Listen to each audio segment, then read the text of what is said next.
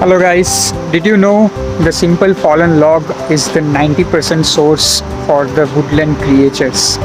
I'm here at Millgreen and Hawkgreen Nature Reserve in Cannock, where fallen timber is left exactly where it lands. It's not a just messy nature, it's an essential home for fungi, insects, birds and mammals. You can see this, it's a home of the different creatures. This decaying wood is nature's apartment block, food court and nursery all in one.